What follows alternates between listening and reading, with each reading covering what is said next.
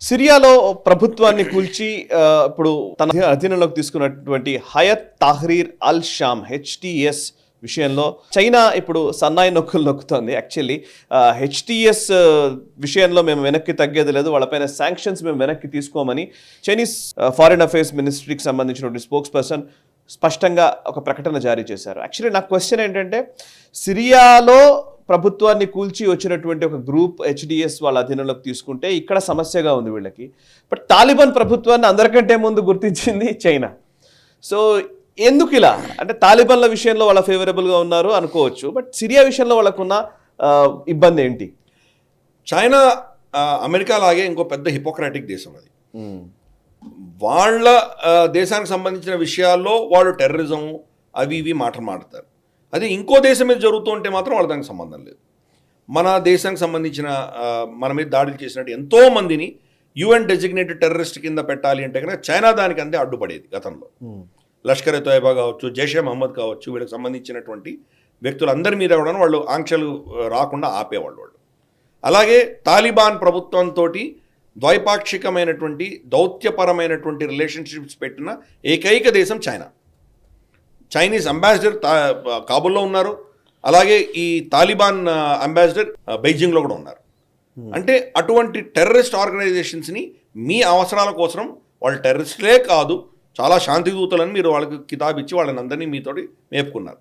కానీ మీ దేశంలో యూగర్ల పట్ల మీరు చేస్తున్నట్టు అత్యాచారాలకు వ్యతిరేకంగా జింగ్జియాంగ్ ప్రావిన్స్లో ఈటీఏ అంటారు, ఈస్ట్ తుర్కిస్తాన్ ఆర్మీ అంటారు, ఈస్ట్ తుర్కిస్తాన్ ఏవైతే ఆర్మీ ఉందో వాళ్ళు ఈ దేశాలలో తాలిబాన్ ఉన్నటువంటి ఆఫ్ఘనిస్తాన్ కావచ్చు లేదా సిరియాలో కావచ్చు, వాళ్ళు అక్కడ శరణ తీసుకొని మిమ్మల్ని మీ మీద దాడులు చేస్తామని బెదిరిస్తుంటే మీకు సడన్గా టెర్రరిజం గుర్తొస్తుంది.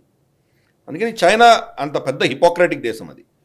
ఇక్కడ హెచ్టిఎస్ ఏం చేసిందంటే, హెచ్టిఎస్ సిరియాలో ఉన్నటువంటి బషర్ అల్ అసాద్ ప్రభుత్వాన్ని దించేయడానికి వాళ్ళు యుద్ధం చేసినప్పుడు ఈ ఈటీఏ ఎవరైతే ఉన్నారో, మన యూగర్ సంబంధించినటువంటి ఉగ్రవాదులు ఎవరైతే ఉన్నారో వాళ్ళు హెచ్టిఎస్కి చాలా సాయం చేశారు.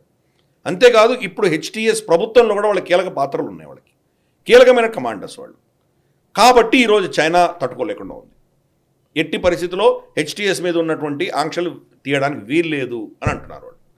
కానీ వెస్ట్లో ఉన్నటువంటి దేశాలన్నీ క్రమేపీ హెచ్టిఎస్ మీద ఉన్నటువంటి ఆంక్షలు తీసేయాలి, వాళ్ళని ప్రభుత్వంగా రికగ్నైజ్ చేయాలి అని వాళ్ళు పావులు కలుపుతున్నారు. ఈవెన్ గల్ఫ్ దేశాలు కూడా ద్వైపాక్షిక సంబంధాలు మొదలుపెట్టాయి. మనకు సౌదీ అరేబియా ఫారెన్ మినిస్టర్ కూడా సిరియాకి వెళ్ళొచ్చారు ఆయన. సో ఇటువంటి పరిస్థితులలో చైనాకు మాత్రం అంటే లిటరల్గా చూస్తే కనుక చైనా ఎన్నో థియేటర్స్ నుంచి వెళ్ళిపోతుంది. ఒకటి అమెరికా ప్రోద్బలంతో, అమెరికా చేసేటువంటి యాక్షన్స్ తోటి వాళ్ళు వెళ్ళిపోతున్నారు.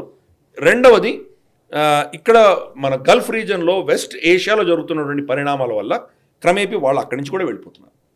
ఇరాన్ ఫర్ ఇన్స్టెన్స్, ఇరాన్ వాళ్ళ పరిస్థితి ఎంత దారుణమైన పరిస్థితిలో ఇరాన్ ఈరోజు ఉందంటే, వాళ్ళ ప్రాక్సీస్ అందరూ దెబ్బతిన్నారు. సరే మనకు హమాస్ మోరర్లెస్ అక్కడికి వైపౌట్ అయిపోయింది, పేరుకే ఉన్నారు వాళ్ళు, ఏదో సీజ్ ఫైర్ ఉంది కాబట్టి వాళ్ళు యూనిఫామ్ వేసుకొని వస్తున్నారు. రేపటి యుద్ధం మొదలు పెట్టగానే మళ్ళీ యూనిఫామ్ తీసేసి సివిలియన్ డ్రెస్లో ఉంటారు వాళ్ళు. కాబట్టి హమాస్ పరిస్థితి అది. హిజ్బుల్లా తోటి ఆల్రెడీ ఇజ్రాయెల్ సీజ్ ఫైర్ ఒప్పందం ఆల్రెడీ ఉంది అక్కడ.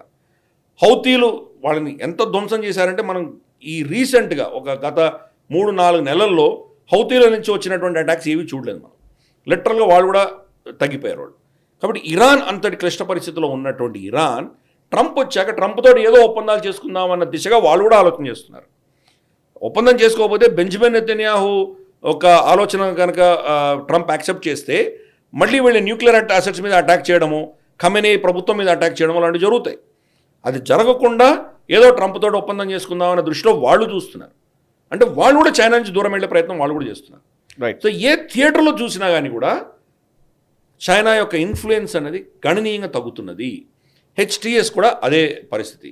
అందుకనే హెచ్టిఎస్ మీద వీళ్ళు మాట్లాడుతున్నారు, కానీ తాలిబాన్ లాంటి అంతకంటే దారుణమైనటువంటి ఉగ్రవాద సంస్థల గురించి వీళ్ళు ఏం మాట్లాడరు. Absolute Hippocrates. సరే, ఇప్పుడు మీకు గుర్తొచ్చిందా, భారతదేశం మీద ఇన్ని దాడులు జరుగుతున్నప్పుడు వాళ్ళని టెర్రరిస్ట్ కింద డిక్లేర్ చేయమని చెప్తే కనుక మీరు నీతి వాక్యాలు చెప్పారు అప్పుడు మాకు, మీరు అనుభవించండి. రైట్. ఈ వీడియో మీకు నచ్చినట్టయితే లైక్ చేయండి, 10 మందికి షేర్ చేయండి. అలాగే కామెంట్ల రూపంలో మీ అభిప్రాయాలను మాతో పంచుకోండి. Nationalist hub group of channels ను సబ్స్క్రైబ్ చేసుకుని తెలుగునాట జాతీయవాద జర్నలిజాన్ని ప్రోత్సహించండి. ఈ వీడియో కింద ఉన్న బెల్ ఐకాన్ పై క్లిక్ చేయడం మర్చిపోవద్దు.